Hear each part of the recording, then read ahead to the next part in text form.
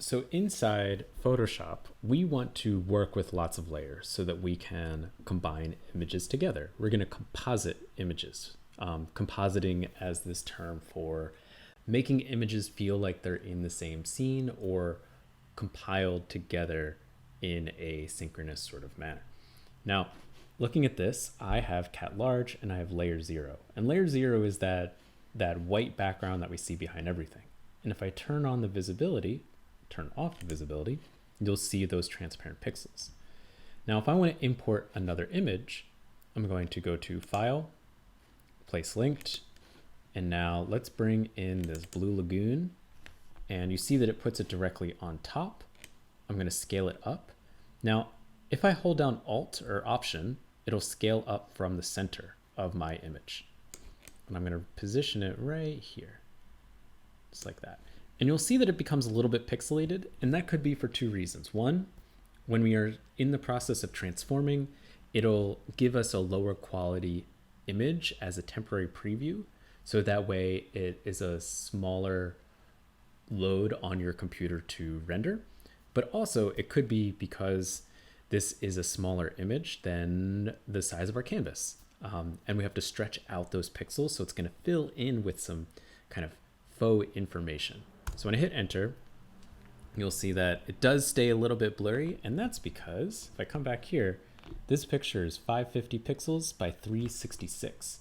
So 550 this way by 366.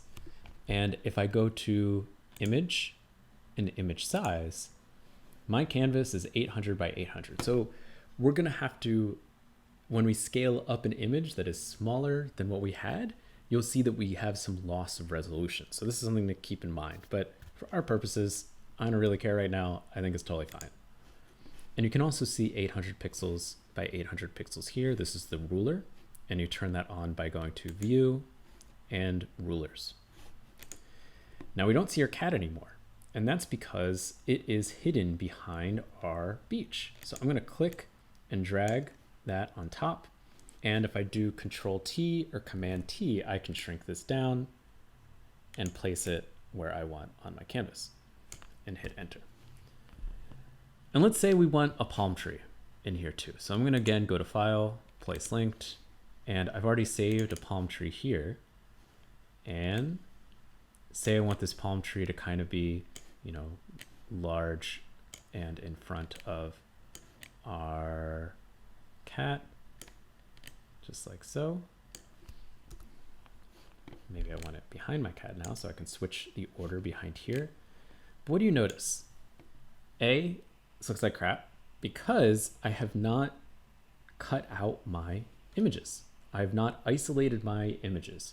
And that's the next step, is learning how to mask out or non-destructively edit our images so we can accurately combine them together.